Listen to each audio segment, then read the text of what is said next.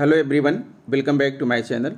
दोस्तों, आप सभी जानते हैं कि इस समय उत्तर प्रदेश के सभी प्राथमिक विद्यालयों में निपुण भारत मिशन लागू है और इस मिशन के तहत भाषा में विद्यार्थियों के पठन कौशल पर विशेष बल दिया जा रहा है।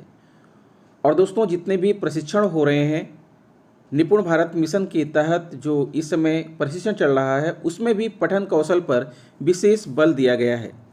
लेकिन दोस्तों, पठन का अर्थ क्या होता है, उसके प्रकार क्या होते हैं, बच्चों में पठन कौशल का विकास कैसे करें, अर्थात रीडिंग स्किल्स क्या होती हैं, इसके संदर्भ में हमारे जो प्रशिक्षणदाता संदर्भदाता हैं उन लोगों ने काफ़ी कुछ बताया है, लेकिन मुझे वो अपर्याप्त लगता है। इसलिए दोस्तों, आज मैं अपनी इस वीडियो में स्पेशली आपको पठन कौशल के विषय में बताने चल रहा हूँ संपूर्ण रूप से, और आपको ये भी बताऊंगा कि पठन कौशल का अर्थ, पठन के प्रकार और बच्चों में पठन कौशल का विकास कैसे करें। इन सारी बातों से मैं आपका परिचय कराऊंगा, तो आप वीडियो में अंत तक बने रहिए। अगर आप पूरी वीडियो देख लिए तो निश्चित रूप से आप भविष्य में कभी भी पठन के संदर्भ में कोई बात भूलेंगे नहीं। तो आइए दोस्तों, हम आपको बताते हैं पठन कौशल के संदर्भ में।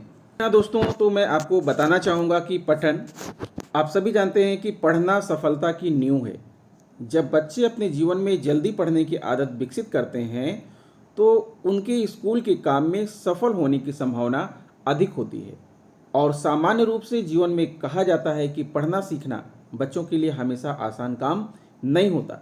लेकिन दोस्तों, यही एक ऐसा काम है कि बच्चे अगर पढ़ना सीख गए तो समझ लीजिए कि स्कूल का वर्क उनके लिए बहुत ही आसान हो जाएगा।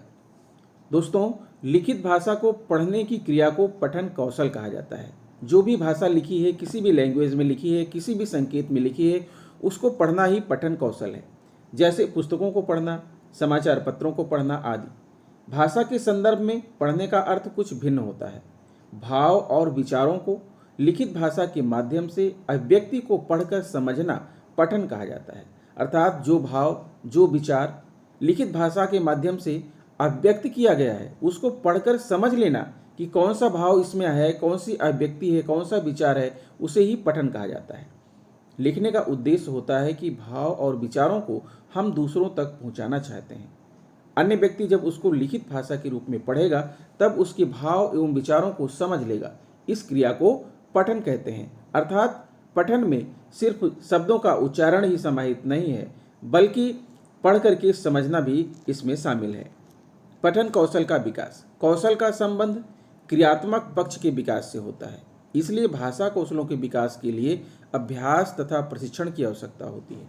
छात्रों को पढ़ने के लिए अवसर दिए जाएं और उन्हें ऐसा साहित्य उपलब्ध कराया जाए जो उनकी रुचि के अनुकूल हो।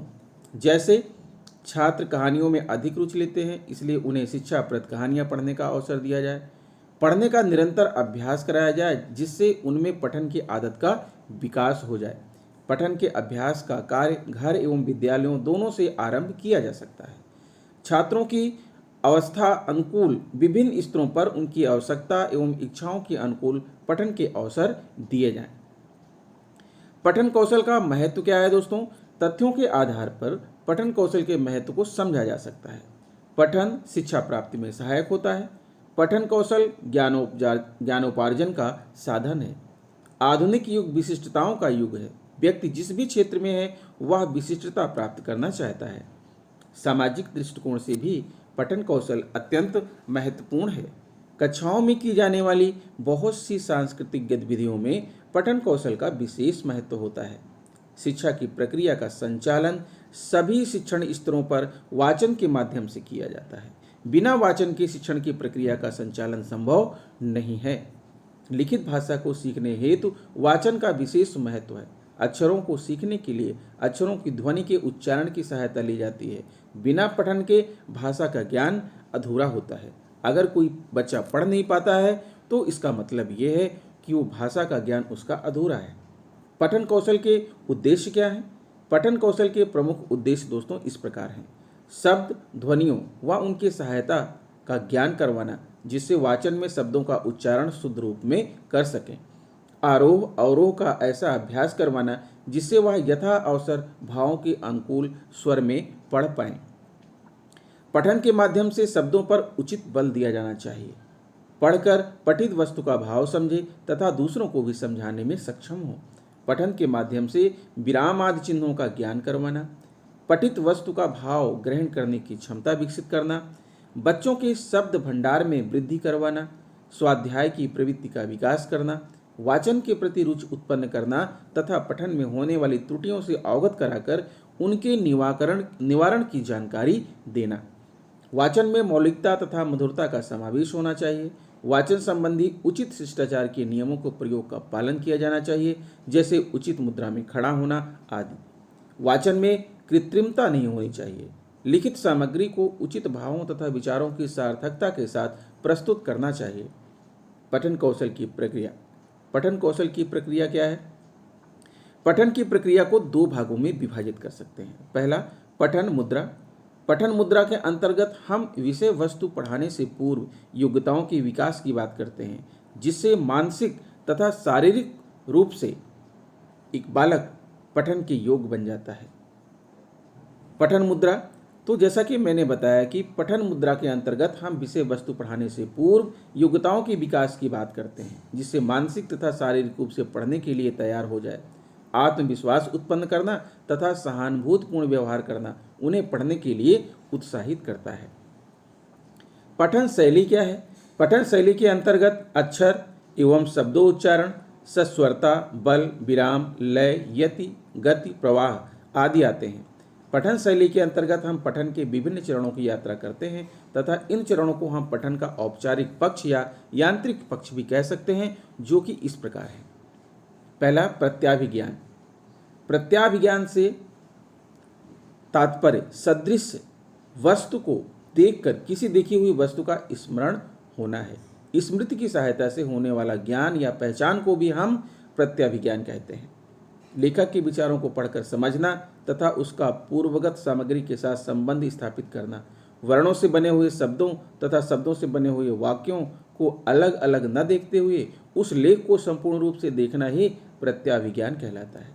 यह पठन का प्रथम चरण है, जो पठन प्रक्रिया में अत्यंत महत्वपूर्ण है। अर्थग्रहण। पठन प्रक्रिया का द्वितीय चरण पढ़ने की क्षमता के बाद आने वाला अर्थग्रहण है।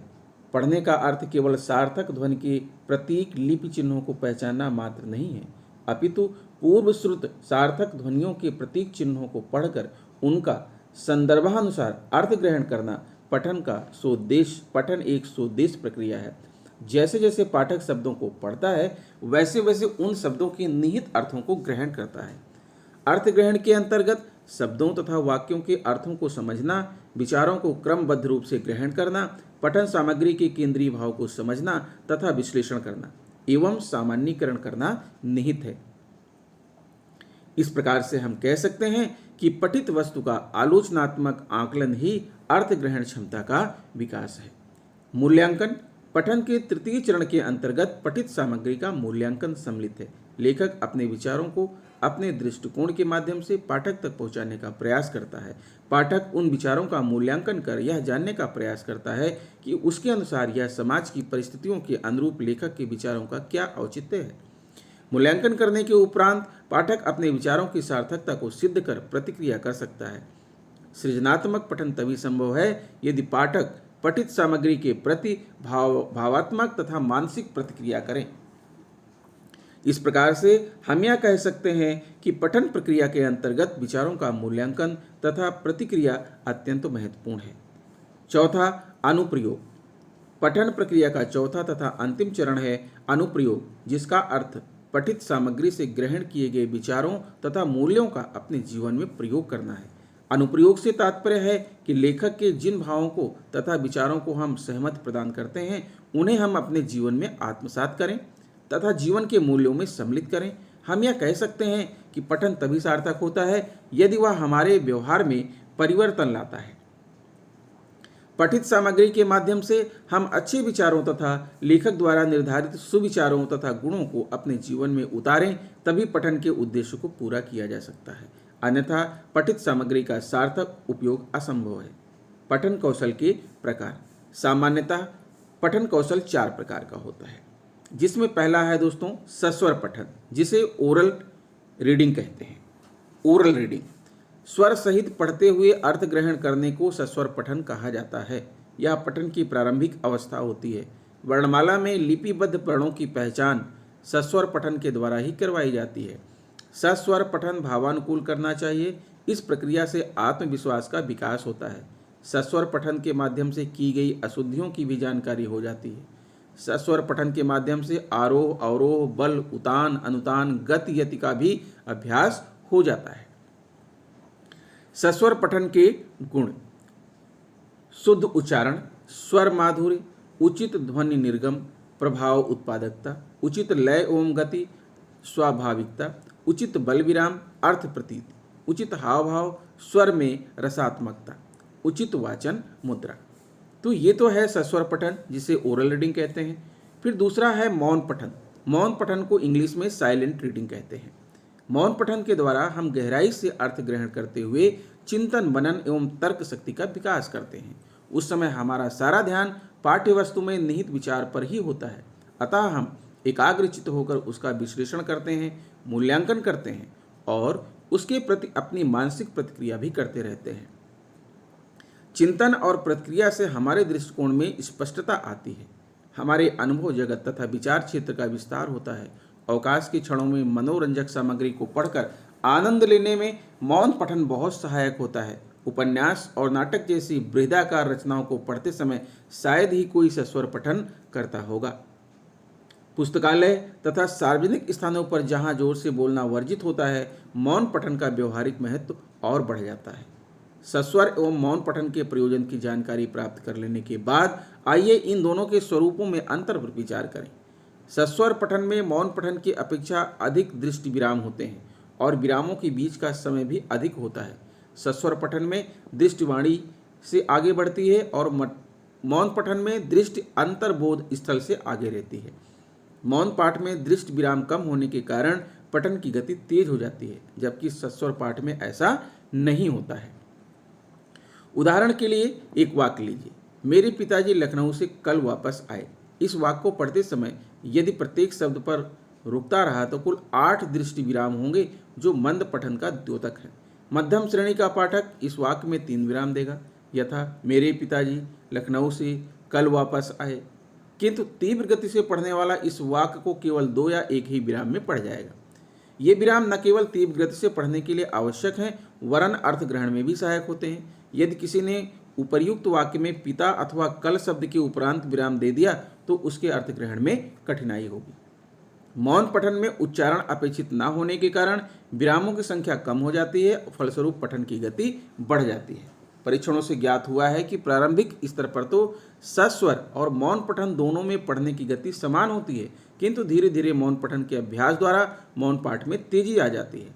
यदि छठी कक्षा में सस्वर पठन द्वारा प्रति मिनट पढ़े गए शब्दों की संख्या 170 होगी, तो मौन पठन द्वारा यह संख्या प्रति मिनट लगभग 200 शब्द होगी। यह भी पता चला है कि जिस बच्चों को मौन पाठ का सक्रिय अभ्यास कराया गया, उसके द्वारा प्रति मिनट पढ़े गए शब्दों की संख्या अन्य बच्चों की अपेक्षा अधिक थी। अतः मौन पठन का अभ्यास कक्षा में नियमित रूप से होना चाहिए। पाठ्य पुस्तक पढ़ाते समय गद्यांश को पहले स्वयं सस्वर पठन, आदर्श पठन करें, फिर से उसका अनुकरण पठन कराएं। उच्चारण तथा भाषा संबंधी कठिनाइयों के निवारण के उपरांत गद्यांश का मौन पठन कराया जाए। मौन पठन के समय कक्षा में पूर्ण शांति होनी चाहिए। इसके उपरांत प्रश्नोत्तर विधि से पठन का विचार विश्लेषण किया जाना चाहिए। कभी कभी मौन पठन से पूर्व ऐसे संकेत या प्रश्न दिए जा सकते हैं जिसको ध्यान में रखकर मौन पठन करें। गृह कार्य के रूप में भी पूर्व निर्देश देकर बच्चों को घर पर मौन पठन करने के लिए कहा जा सकता है।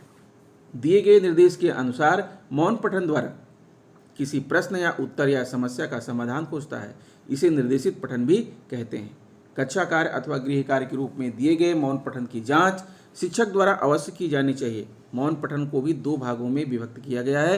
पहला है गंभीर मौन वाचन एवं दूसरा है त्वरित मौन वाचन। गंभीर मौन वाचन जिसे दोस्तों आप जानते हैं कि कहते हैं स्कैनिंग इंग्लिश में, और त्वरित मौन वाचन जिसे कहते हैं स्किमिंग।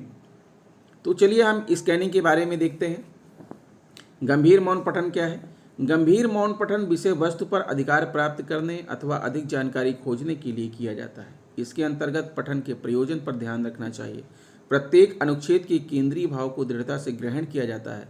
इस प्रकार हम कह सकते हैं कि गंभीर मौन पठन के अंतर्गत पूरी विषय वस्तु पढ़ने के उपरांत मन में उसकी एक रूपरेखा बना ली जाती है तथा स्वयं द्वारा विकसित टिप्पणियों को प्रश्नों के रूप में संगठित करके विषय वस्तु की पुनरावृत्ति की जाती है।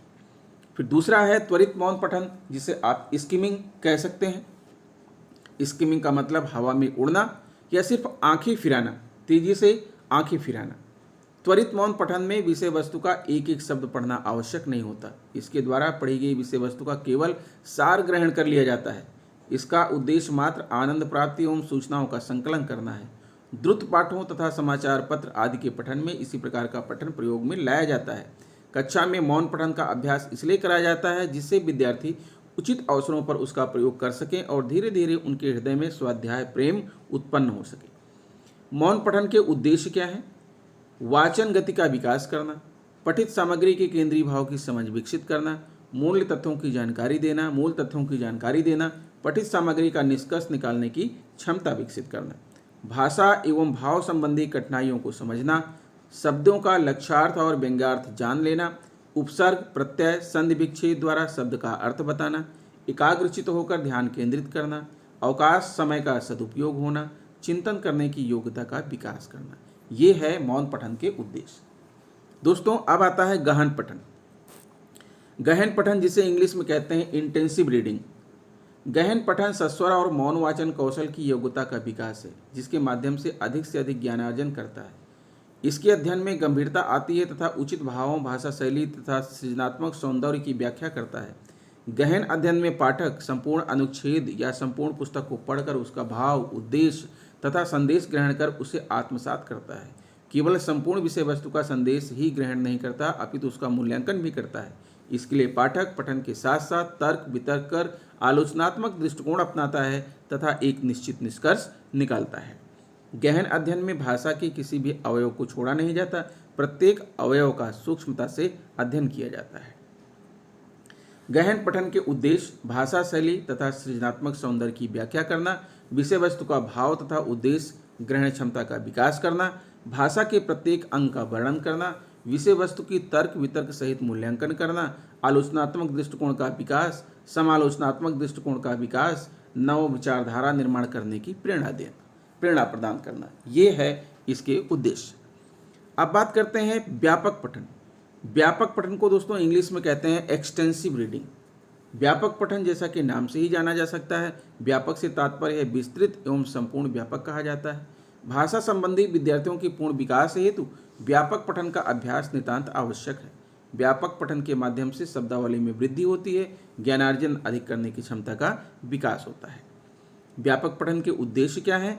द्रुत पठन क्षमता का विकास करना, विस्तार तथा संश्लेषण की क्षमता का विकसित करना, अर्थ ग्रहण क्षमता का विकास करना, स्वाध्याय की क्षमता का विकास करना, विचारों में सृजनात्मकता तथा मौलिकता का विकास करना। पठन के आवश्यक कारक लिखित भाव एवं विचारों को मौखिक या मौन रूप में पढ़कर बोधगम करने में निम्नांकित कारक होते हैं। कौन कौन से कारक हैं? पठन में दृश्य इंद्रिय सामान्य तथा क्रियाशील होना, लिखित भाषा लिपि का ज्ञान होना, लिखित पाठ्य सामग्री की शब्दावली का बोध एवं शुद्ध उच्चारण का अभ्यास होना। पठन में तत्परता, एकाग्रता एवं रुचि का होना। पठन में लिखित अभिव्यक्ति के साथ उसके अर्थ एवं भाव को समझने की क्षमता होना। वाक्य विज्ञान, रूप विज्ञान एवं अर्थ विज्ञान का बोध होना। अब बात करते हैं दोस्तों निर्देशित पठन अर्थात गाइडेड रीडिंग। निर्देशित पठन छोटे समूह पढ़ने का निर्देश है जो अलग अलग शिक्षण प्रदान करने के लिए डिजाइन किया गया है, जो छात्रों को पढ़ने की दक्षता विकसित करने में सहायता करता है। छोटा समूह मॉडल छात्रों को इस तरह से पढ़ने की अनुमति देता है जिसका उद्देश्य उनकी विशिष्ट आवश्यकताओं पर अधिक ध्यान केंद्रित करना है, जिससे उनकी प्रगति तेज हो। पढ़ने से पहले एक शिक्षक पृष्ठभूमि ज्ञान का उपयोग करेगा, स्कीमा का निर्माण करेगा, पढ़ने के लिए एक उद्देश्य निर्धारित करेगा और छात्रों के साथ पाठ का पूर्वावलोकन करेगा।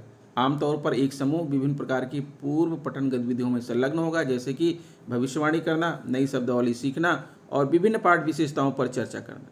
यदि लागू हो तो समूह पिक्चर वॉक को पूरा करने में भी संलग्न हो सकता है। इस गतिविधि में चित्रों को देखने के लिए पाठ के माध्यम से स्कैन करना और अनुमान लगाना शामिल है कि कहानी कैसी होगी। छात्र कहानी के बारे में बातचीत में संलग्न होंगे, प्रश्न उठाएंगे, उम्मीदें बनाएंगे और पाठ में सूचना देखेंगे। तो दोस्तों ये है हमारा निर्देशित पठन अर्थात गाइडेड रीडिंग। पढ़ने के दौरान क्या करेंगे छात्र? समूह के भीतर स्वतंत्र रूप से पढ़ेंगे। जैसे ही छात्र पढ़ते हैं, शिक्षक छात्र डिकोडिंग और समझ की निगरानी करेगा। शिक्षक छात्रों से पूछ सकता है कि क्या कुछ समझ में आता है, छात्रों को फिर से कुछ करने के लिए प्रोत्साहित करें या उन्हें एक रणनीति का उपयोग करने के लिए प्रेरित करें। शिक्षक अलग अलग पाठकों के रणनीति उपयोग के बारे में अवलोकन नोट्स बनाता है और बच्चों के पढ़ने का एक छोटा सा रिकॉर्ड भी ले सकता है। शुरुआती पाठकों के लिए छात्र पूरे पाठ या पाठ के एक हिस्से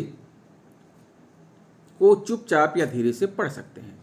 पढ़ने के बाद शिक्षक बच्चों के साथ कहानी के बारे में बात करके फिर से छात्रों की समझ की जांच करेगा।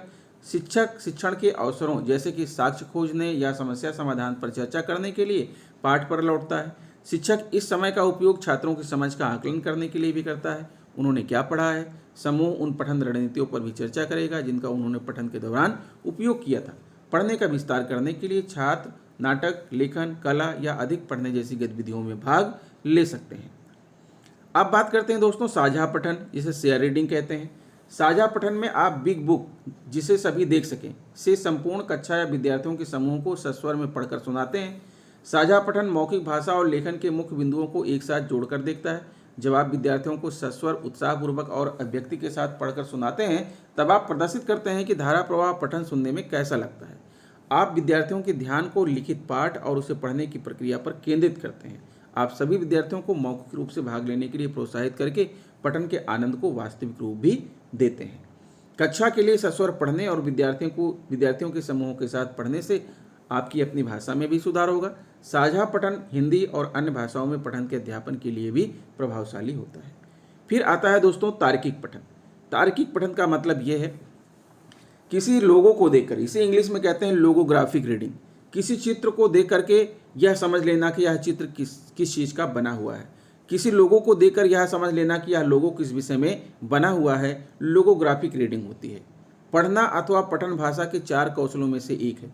यह एक सार्थक, उद्देश्यपूर्ण एवं चिंतन प्रधान प्रक्रिया है जो पठन के दौरान अर्थ ग्रहण तथा अनुमानिक कौशल को विकसित करती है। यह केवल सस्वर पठन नहीं बल्कि सामग्री के बोध की एक प्रक्रिया है। किसी भी सामग्री को देखकर, किसी भी चित्र को देखकर, किसी भी लोगों को देखकर, किसी भी वस्तु को देखकर के आपके मन में उस वस्तु का बोध हो जाता है कि ये वस्तु है।